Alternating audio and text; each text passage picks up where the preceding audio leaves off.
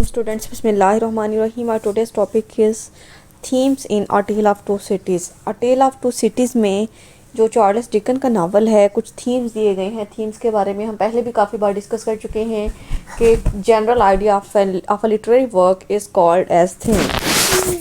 तो इसमें जो है हमें बहुत से थीम्स मिलते हैं। अब ये क्वेश्चन जो पेपर में आपसे याद हो में थीम्स या फिर मेजर थीम्स पूछे जा सकते हैं, या फिर आपको वो किसी स्पेसिफिक थीम का नेम बता देते हैं, जैसे थीम ऑफ रिसरेक्शन या इस तरह से थीम ऑफ सेक्रीफाइस। कोई भी आपको थीम का नेम दे देते हैं तो आपको जो है फिर उसी को इलेबोरेट करना होगा, और अगर आपसे थीम्स पूछते हैं फिर आप उसमें सारे थीम्स लिख देंगे।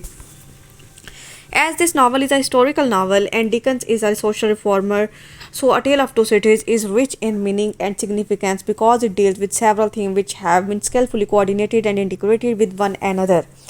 अब जैसा कि हम सब जानते हैं कि A Tale of Two Cities जो है वो हिस्टोरिकल नावल है। ये वाला टॉपिक भी अभी हमने एक करना है, हिस्टोरिकल नावल वाला। और डिकन जो है ना वो मुआशरे की इस्लाह करने वाला बंदा था, और उसने जो है ना उसने ये नावल लिखा है। इसमें बहुत से थीम्स हमें मिलते हैं। Some of themes in the novel are obvious while others can be delved by reading between the lines. कुछ themes तो बिल्कुल साफ साफ नज़र आते हैं, और कुछ को अगर आप डीपली स्टडी करें, क्रिटिकली नावल को स्टडी करें तो आपको मिलते हैं। In A Tale of Two Cities, the most obvious theme is social injustice. सबसे पहला जो सबसे क्लियर थीम है वो है social injustice के मुआशरे की नाइंसाफ़ियाँ। This theme is related of course to the French Revolution के French Revolution के बारे में है, which was largely a result of those oppressive conditions under which common people in France had been living for many decades. जो French Revolution थी वो उन oppressive conditions का उन खिलाफ वर्जियों का नतीजा थी जो कि फ्रांस के लोग जो थे सामना कर रहे थे बहुत सी सदियों से। The most heart rending event in the novel is spilling of wine on the ground and a crowd of people rushed towards the spot in the order to drink the wine. अब इसमें एक scene बताया गया है कि यानी spilling of wine के शराब जो है ना वो बह रही है ज़मीन पर, और एक लोगों का एक हजूम है जो उसकी तरफ जो है ना झुके जा रहा है, उसकी तरफ भागता हुआ जा रहा है ताकि वो इस शराब को पी सके। In course of time, it signifies that when the French Revolution will break out, the plenty of blood will be shed in the streets. तो ये इस चीज़ की निशानी है कि जब फ्रेंच रेवोल्यूशन जो है ना ख़त्म होगी तो लोगों का जो खून है ना वो इसी तरह से गलियों में बहेगा जैसा कि शराब बह रही है। A person dips his finger in the wine. अब एक आदमी क्या करता है कि वो अपनी फिंगर जो होती है ना उस वाइन में जो रेड कलर की होती है उसमें डिप करता है, and scrawls upon a wall the word blood. और दीवार पे जो है ना अपनी उंगली के साथ लफ्ज़ जो है खून लिख देता है। Dickens here comments, the time was to come when that wine too would be spilled on the streets and stone, and the stain of it would be red. Then we see the incident of a child being run over by the Marquis carriage, which also points out the prevailing social injustice. अब Marxist carriage के जो है उसकी जो मिसाल दी गई है कि जो है ना ये भी सोशल इंजस्टिस को शो करता है, because instead of rebuking his coachman for rash driving Marquis court. अब क्या है कि उसकी जो मार्किस कैरिज होती है, जो उसकी बग्गी होती है ना, उसमें वो क्या करता है कि वो एक जो है ना अथॉरिटी पर्सन होता है, और वो रैश ड्राइविंग को अपनी गलत ड्राइविंग का इल्ज़ाम नहीं देता, लेकिन क्या करता है कि Marquis called the people for not taking care of their children on the roads. बल्कि ये कहता है कि यानी लोग जो है ना उसकी गाड़ी के उसकी बग्गी के आगे एक बच्चा आ जाता है तो वो ये नहीं कहता कि उसकी ड्राइविंग गलत है या उसकी गलती है, बल्कि इस बात पे जो है ना वो जोर डालता है या डांटता है कि लोग अपने बच्चों का ध्यान पता नहीं क्यों नहीं रखते हैं। Marcus Callow's attitude forwards the widow who meets him on his way to his chateau is another example of the gulf between the rich and the poor, between the privileged class and the common class. अब इसके अलावा रास्ते में उसकी एक मुलाकात एक window एक बेवा से होती है, और ये भी उसके साथ मुलाकात भी जो है ना इस चीज़ की वाज़िह मिसाल है कि फ्रेंच रेवोल्यूशन के दौर में अमीरों और गरीबों के दरमियान, अपर और लोअर क्लास के दरमियान, प्रिविलेज और कॉमन पीपल के दरमियान कितना फ़र्क, कितना क्लैश पाया जाता था। Another very shocking example of social injustice is the prolonged imprisonment of Dr. Manet. और डॉक्टर मैनेट जो थे उसको बेकसूर 18 साल के लिए कैद में डाल दिया गया था। ये भी एक बहुत ही बड़ी मिसाल है सोशल इंजस्टिस की। The document in which Dr. Manet has recorded the circumstances under which he was made a prisoner is really hair-raising. अब क्या है कि डॉक्टर मैनेट जब 18 साल तक कैद में रहे थे ना, तो उन्होंने वहाँ पे एक राइटिंग लिखी थी जिसमें वहाँ उन्होंने अपने कैद के सारे हालात जो थे वो बयान किए थे। अगर कोई भी वो उस बुक को, उस नोट को पढ़े तो वो वाकई ही हेयर-रेजिंग है, बहुत ही जो है दहला देने वाला है। He says, Alexander Manet denounces all to the time when all these things shall be answered for. I denounce them to heaven and to earth. The extreme violence and bloodshed in French Revolution also form another obvious theme. अब इसके अलावा French revolution में blood shed यानी खून का बहाव जो था ना वो भी बहुत ज़्यादा था कि यानी कि बगैर किसी वजह के किसी का भी कत्ल कर दिया जाता था, किसी को भी मार दिया जाता था. Revolution took place because of the outrageous social injustice which was prevailing there and tyranny exercised by the government over the common people. अब जो रेवोल्यूशन थी, जो इनकलाब था ना, वो बहुत ज़्यादा सोशल इंजस्टिस की तरफ जा रहा था, जिसकी वजह से लोग जो थे चीटिंग करते थे या फिर गवर्नमेंट की तरफ से जो जुल्म सितम थे ना वो आम लोगों पे ज़्यादा थे. And the deafness the blindness of the government to the needs of the people. और गवर्नमेंट जो थी वो लोगों के ज़रूरियात को लेके बिल्कुल जो थी उसने आंखें बंद कर रखी थी, अंधी और बहरी हुई भी थी. The revolutionary mob in the novel goes to the extreme and commits all kinds of excesses. अब revolutionary यानी जो हजूम था इंकलाब लाने वाला, वो किसी भी हद तक जो था वो चला जाता था ज़्यादतियाँ करने में. The Bastille had become a symbol of tyranny. Tyranny कहते हैं जुल्म सितम को, और बेस्टाइल जो है ना एक जिंदा मिसाल है टायरनी की. And assault on it was therefore justified.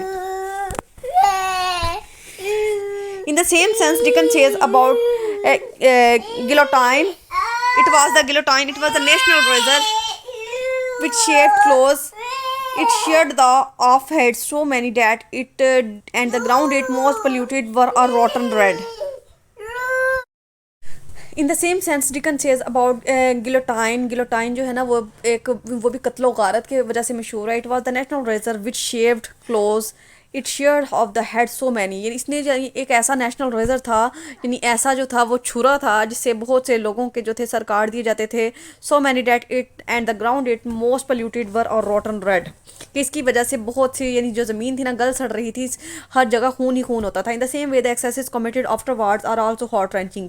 इसी तरह से बाद में होने वाली जो ज़्यादतियाँ हैं ना वो भी बहुत ज़्यादा दिल को दहला देने वाली हैं. For instance 1100 persons are butchered by the mobs during a period of 4 days and 4 nights. के 4 दिन और 4 रात के दौरानिए में एक हजूम था जिसने 1100 लोगों को किसाई की तरह किसाब की तरह कुचल के रख दिया. The excesses are also represented by 2 blood curdling incidents. इसके अलावा 2 और ऐसे खून बहने वाले जो हैं वाक़यात हैं. द शार्पनिंग ऑफ स्वार्ड्स, तलवारों का तेज़ करना. Knives hackage by a crowd of people on the grindstone. के यानी लोग जो थे ना वो ग्राइंड स्टोन नहीं होता जिसे छुरी या चाकू वगैरह तेज़ करते हैं, उस पर अपनी तलवारें अपने चाकू छुरियाँ जो थे वो तेज़ करते थे. And the dancing of the Carmagnole. Thus the novel contains an implied warning the ruler and the privileged classes of all countries. अब इस नावल में जो है तकरीबन हर फ्रेंच रेवोल्यूशन के दरमियान वो डिफरेंट क्लासेस की और हर मुल्क की जो है ना वो बात की गई है, और वहाँ की गवर्नमेंट की, वहाँ के हुक्मरानों की. There is a social injustice. जहाँ जहाँ सोशल इंजस्टिस पाया जाता था. The 2 of the most outstanding themes in this novel are resurrection and renunciation. Resurrection and renunciation होता है कि यानी कि एक चीज़ से जो है ना आप रिकवर हो जाना या फिर अपनी वापस जो है अपनी पहले वाली हालत में आ जाना. Doctor Manette is recalled to life after his release from the Bastille and is being taken to England by mister Lorry and Lucie. अब डॉक्टर मेनेट जो था वो बेकसूर 18 साल कैद में रखा गया, और 18 साल के बाद जब वो बेस्टाइल की जेल से आज़ाद होता है तो मिस्टर लोरी एंड लूसी जो कि उसकी बेटी होती है और मिस्टर लोरी उसका दोस्त होता है, उसको वापस इंग्लैंड ले आती हैं. There is a kind of resurrection for him because he had long been given up as a dead. क्योंकि 18 साल तक वो एक कैद में पड़ा रहा था, एक काल कोठरी में पड़ा रहा था. ऐसे लगता था कि यानी उसकी जो है डेथ हो चुकी है, उसे दोबारा एक ज़िंदगी मिली थी. And was then like a man who had been dug out of his grave. और ऐसा लग रहा था कि कोई ऐसा आदमी है जिसे कब्र से निकाल के बाहर लाया गया है. Then Charles Darnay is saved from the jaws of death at least 3 times. इसके अलावा चार्ल्स डार्ने जो था वो भी मौत के शिकंजे से तकरीबन 3 दफ़ा बचा था. Once at the Old Bailey and twice in Paris after the trials of by revolutionary tribunal. इसके 2 दफ़ा पेरिस में और उसके बाद रेवोल्यूशनरी ट्रिब्यूनल में भी वो 1 दफ़ा बच गया था. Resurrection is also observe in the case of spy Barsad. एक जासूस था बर्सर्ड जिसका नाम है, उसके केस में भी रिसरेक्शन पाई जाती है. There is resurrection for Sydney Carton too. इसके अलावा सिडनी कॉटन की भी रिसरेक्शन है. I am the resurrection and the life, saith the Lord. He that believed in me, though he were dead, yet shall we live and shall never die.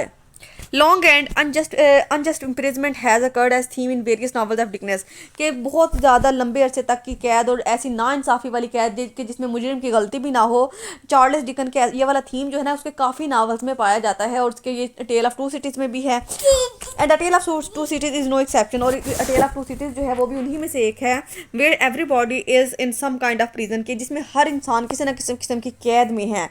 Doctor Manette literally spends 18 year in prison and Darnay to spend 15 months in prison, के doctor Manette जो है वो 18 साल कैद में गुजारते हैं, और डार्ने जो है ना 18 महीने कैद में गुजारता है। Then a little later in the novel we find that madness is also a theme in the novel, के पागलपन यानी जो है दिमाग का चल जाना या फिर जहनी तवाज़न खो बैठना भी इस नावल का एक थीम है। Doctor MANET goes made during the long year of imprisonment, कि डॉक्टर मैनेट जो है ना वो अपनी कैद के दौरान पागल हो जाता है, मतलब वैसे तो वो एक बाय प्रोफेशन डॉक्टर होता है ना, लेकिन वो उसका जो है जहनी तवाज़न खो बैठता है और वो मोची वाला काम, जूते जो है ना मेंट करने वाला काम करना शुरू कर देते हैं। After his rescue is brought back to health, जब वो बाद में रिकवर होता है through love and care Lucie और मिस्टर लोरी की मोहब्बत और केयर की वजह से, but then the pressure of outside event sometime bring the insanity back to him. तो लेकिन क्या होता है कि इंसान को पागल करने में उसके इर्द गिर्द के हालात के लोग ही होते हैं कि जो एक वाइटल रोल प्ले करते हैं। Physical resemblance and techniques of doubling, अब इसके अलावा एक रिसेम्बलेंस किसे कहते हैं कि मुशाबत रखना, जो डार्नी और सिडनी कॉटन का करैक्टर है ना वो एक दोनों ऐसे लगते थे जैसे जुड़वा भाई हैं, एक दूसरे की बिल्कुल जो थी वो सेम शक्लें रखते थे। And technique of doubling is also part of the structure of this novel. Darnay's double arrest in the novel is another kind of doubling in the novel, की इस स्टोरी में जो है ना अगर आपने समरी पढ़ी है तो आपने पढ़ा होगा कि इसमें जो वो एक दूसरे के लिए जो है ना वो रिप्लेस हो जाते हैं एक दूसरे को बचाने के लिए, क्योंकि उनकी शक्लें भी सेम होती हैं और वो दिखने में बिल्कुल एक जैसे लगते हैं। Connected to the theme of resurrection is the notion that sacrifice is necessary to achieve happiness. इसके अलावा इसमें थीम ऑफ रिसरेक्शन भी पाया जाता है कि कुर्बानी जो है ना वो खुशी हासिल करने का बहुत बड़ा जरिया है या बहुत ज़रूरी है। Deacon examine this theme on both on a national and personal level. अब डिकन जो है इस थीम को नेशनल और पर्सनल लेवल दोनों पर इंट्रोड्यूस करवाता है। For example the revolutionaries prove that a new egalitarian French republic can come about only with a heavy and terrible cost. अब क्या है कि रेवोल्यूशनरी ये कहते थे कि यानी जो है इंकलाब के लिए एक बहुत बड़ी और खौफनाक कीमत चुकाना पड़ेगी। Personal loves and loyalties must be sacrificed for the good of the nation. इसके अलावा इंसान को अपनी जो पर्सनल मोहब्बत होती है या फिर वफादारियाँ होती है ना अपनी कौम की इस्लाह के लिए, कौम की फलाह के लिए सर्व कर देनी चाहिए, सेक्रीफाइस कर देनी चाहिए। Most important cotton transformation into a man of modern world depends upon his sacrificing of his formal self. अब सिडनी कार्टन क्या करता है कि वो अपनी मोहब्बत को कुर्बान कर देते हैं। वो लूसी से बहुत ज़्यादा मोहब्बत करता है लेकिन उसकी जो है वो कुर्बानी दे देता है in choosing to die for his friend, और अपने दोस्त के लिए मरने को भी तैयार हो जाता है ताकि वो सिडनी अपनी मोहब्बत लूसी के शोहर को बचा सके। Carton not only enables their happiness but also insures his spiritual rebirth. Carton जो है सिर्फ उसको खुशी ही नहीं देता बल्कि एक रूहानी जो है वो उसकी रीबर्थ होती है, रिक्रिएशन होती है। In conclusion we can say that a tale of two cities is a great novel which contains layers within layers of meaning and it can be read out at various level। कि इसमें जो है ना level by level जो है वो themes meanings पाए जाते हैं। It creates an ambience which is replete with social moral and historical reference, कि इसमें जो है ना आपको हर तरह के सोशल मॉरल हिस्टोरिकल हर तरह के थीम्स जो हैं वो देखने को मिलते हैं। आई होप सो कि लेक्चर की समझ आ गई है। कोई भी कन्फ्यूजन हो तो आप मुझसे पूछ सकते हैं। अल्लाह हाफिज़।